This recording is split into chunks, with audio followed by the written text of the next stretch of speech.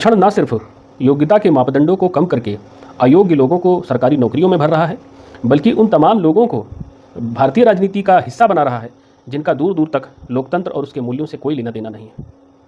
अब प्रश्न ये उठता है, क्या वास्तव में यह सामाजिक समानता और न्याय देने में सफल हो रहा है? आइए जानते हैं, समीक्षा करते हैं। साल 2017 में रोहिणी कमीशन का गठन किया गया केंद्र सरकार द्वारा। उद्देश्य ये था कि ओबीसी जातियों का सब कैटेगराइजेशन किया जाए, क्योंकि कमीशन ने अपने अध्ययन में, अपने सर्वे में ये पाया कि कुछ मुट्ठी भर जातियाँ थीं जो अपने संख्या बल और राजनीतिक प्रतिनिधित्व के दम पर आरक्षण का बखूबी दोहन कर रही थीं, और तमाम ऐसी जातियाँ थीं ओबीसी वर्ग में ही जिन तक 0% भी आरक्षण का कोई भी अंश नहीं पहुँच रहा था। तो ये है आरक्षण की व्यवस्था कि लोगों के सामाजिक, शैक्षिक और किसी भी तरह के उत्थान में सक्षम तो नहीं है, लेकिन राजनीतिक हथियार के तौर पर इसका बखूबी इस्तेमाल हो रहा है, जो अपने आप में देश के लिए बहुत बड़ी चुनौती और संकट है।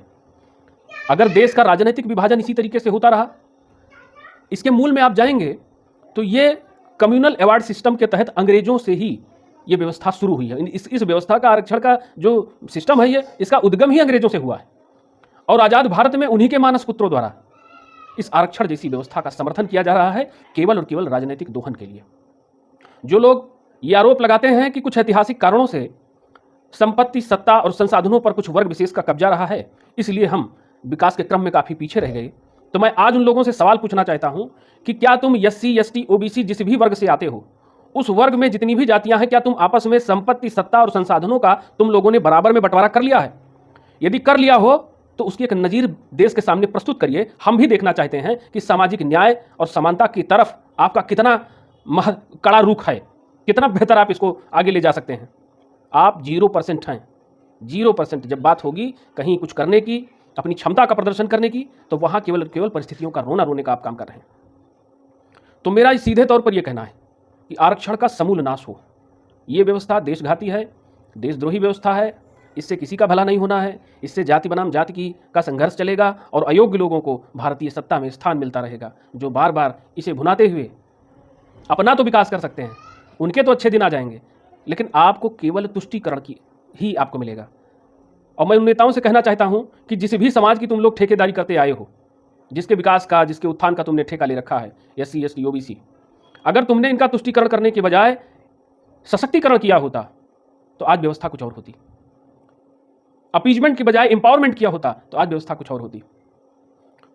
लेकिन जब तुष्टीकरण से ही बात बन जा रही है, तो भावनात्मक दोहन से ही बात बन जा रही है, तो अपनी जिम्मेदारियों का, अपने कर्तव्यों का निर्वहन करने की क्या आवश्यकता है? 5 साल में एक बार अपनी शक्तियों का जनता को एक प्रदर्शन करने का, उपयोग करने का अवसर प्राप्त होता है। उसमें भी भ्रष्ट जनता कुछ ऐसा काम करती है, कोई 500, कोई 1000, कोई 2000 के नोट में आज भी बिक जा रहा है, और इनके नेता करोड़, 2 करोड़, 4 करोड़, 5 करोड़ में बिकेंगे सब, और ये बिक करके लोकतंत्र के लिए एक चुनौती बनेंगे। और ये सिर्फ एक पंचवर्षीय योजना में नहीं होगा, आने वाली पता नहीं कितनी पंचवर्षीयों में ये देश को ठगते रहेंगे, समाज को ठगते रहेंगे, केवल और केवल ये कुर्सी के कीड़े बनकर के देश को खोखला करते रहेंगे।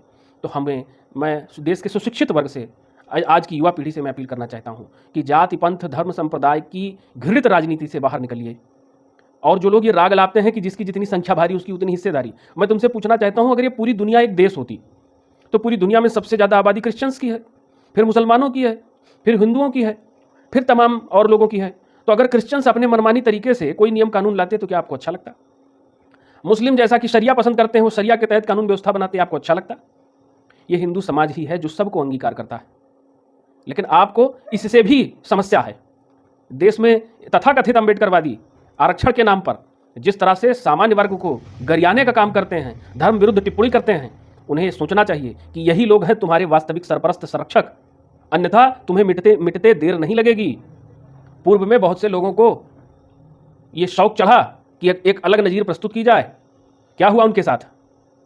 और रही बात उत्पीड़न और शोषण, तो ये हर पूरे वैश्विक इतिहास पर आप नजर डालिए, हर देश की कहानी रही है, हर समाज की कहानी रही है। समस्याएं रहती हैं, उनका निराकरण भी होता है, सुधार होता है, समाधान होता है।